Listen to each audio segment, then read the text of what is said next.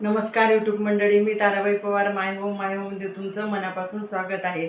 तर आज आपण बनवूया मस्त मँगो केक। चांगलं आंब्यांचं सीझन चालू आहे, तर मँगो केक बनवूया आपण। तर चला तर लागणारं साहित्य आता। तर हे बघा, अर्धा कप आणि 1 कप घेतलाय रवा मिक्सरच्या भांड्यामध्ये घालून घेऊया। तर हे 1.5 कप रव्याला आपण घालणार आहोत अर्धा कप साखर आपण चवीनुसार, आपल्या चवीनुसार घालू शकतो, जसं गोड लागत असेल तसं। तर हे बघा, मिक्सरमध्ये बारीक करून घेतलंय। तर हे बघा, हे मिश्रण मस्त असं झालंय आपलं तयार। तर हे बघा, मस्त झालं छान। तर आता हे घेतलंय आपण बाउलमध्ये काढून। तर हे 1.5 कप रव्याला घातलंय 1 कप दूध आणि छान मस्त मिक्स करून घेतलंय। आणि हे ठेवणार आहोत आपण 5 मिनिटं झाकून। तर हे 5 मिनिटं झाकून ठेवलं ना, तर छान मुरून जाईल मस्त आपला रवा, छान फुलेल। तर हे घेतलंय आंबा मस्त गोड, आणि हा चांगला छान मस्त असा कट करून घेऊया। मस्त ऑरेंज कलर आहे, छान आंबा आहे। तर आंब्यानी चव छान लागते केकमध्ये। तर सीझन चालूच आहे, तर म्हटलं आपलं मस्त मँगो केक बनवावा, टेस्टी मँगो केक। तर हे बघा, हे कसं मस्त आपलं मिश्रण फुललंय। आणि हे आंबा पण आपण मस्त मिक्सरमध्ये बारीक करून घेतलाय। तर हे मिक्स करून घेतलं याच्यामध्ये। तर बघा, रंग पण खूप छान मस्त येलो कलर आलाय, मस्त मिक्स करून घेतलंय। चांगलं फेटून घेतलं की छान फुलतंय ते, म्हणून मस्त असं फेटून घ्यायचं।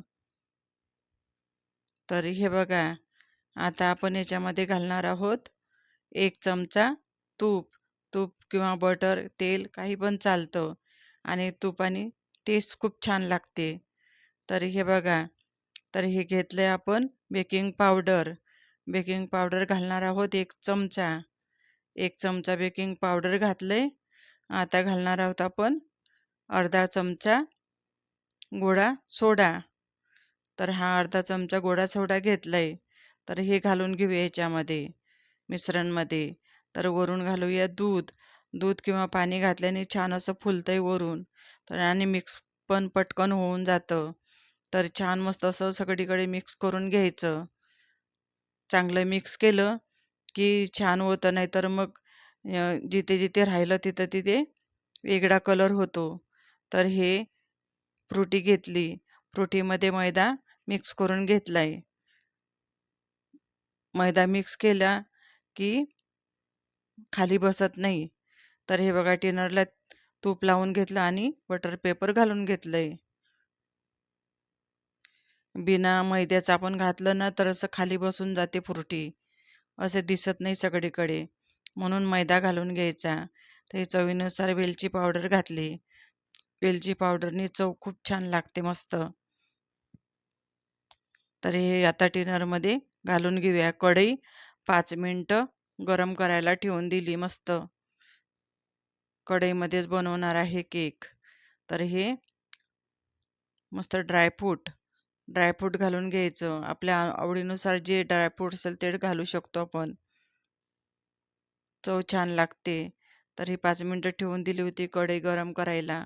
तर मस्त 35 मिनिटं झाकून ठेवून दिलंय। तर हे बघा, तर आता झाला आपला केक तयार, छान मस्त शिजलाय,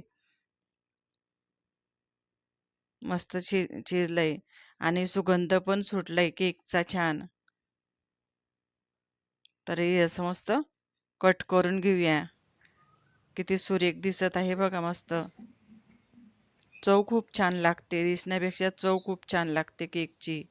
छान बनलाय केक। तर असा झाला आपला केक तयार, टेस्टी केक, मँगो केक। तर असा झाला आपला छान मस्त मँगो केक, टेस्टी झाला छान मस्त, खूप छान लागत होता चवीला। तर चला, आजचा व्हिडिओ तुम्हाला आवडला असेल लाईक आणि सबस्क्राईब करायला विसरू नका। मस्त खा आणि आनंदी राहा. भेटू पुढील व्हिडिओमध्ये. तोपर्यंत बाय.